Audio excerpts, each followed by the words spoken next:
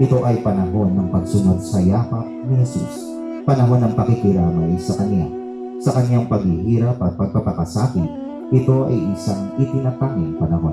Ito ay isang banal na panahon. Ito ay ang ating pag-aalaala ngayong panahon ng Kwaresma.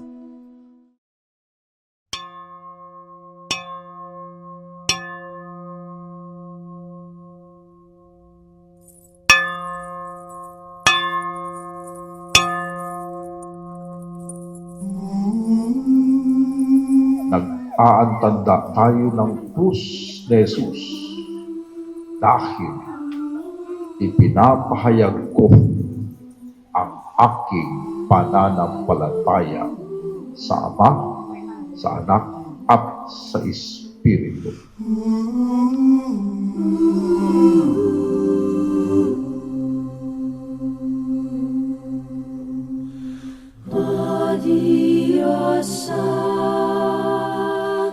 Kakapuri ko, ibinararangal ko, ibinabansag ko ang krus na nagbigay sa akin ng bagong pag-asa sa pagtubos, paghugas sa kasalanan ng Eucharistia. Diyos na walang kapantay,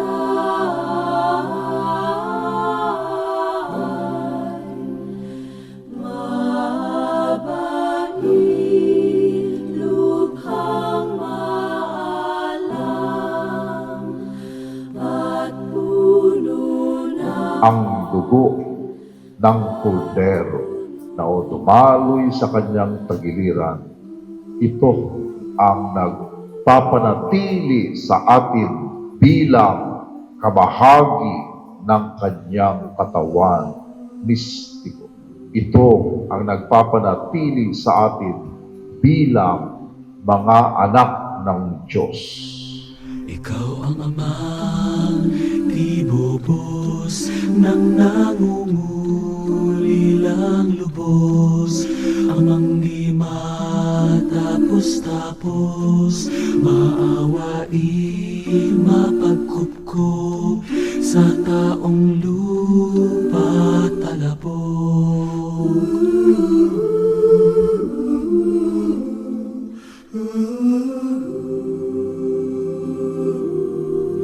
Iyong itulot sa amin, Diyos amang maawain, mangyaring aming dalitin, hirap, sakit at hilahin ng anak mo ginigiliw.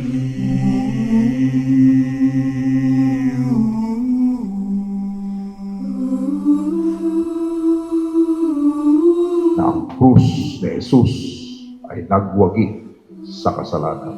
Ang krus ni Jesus ay nagwagi na sa ating kahinaan.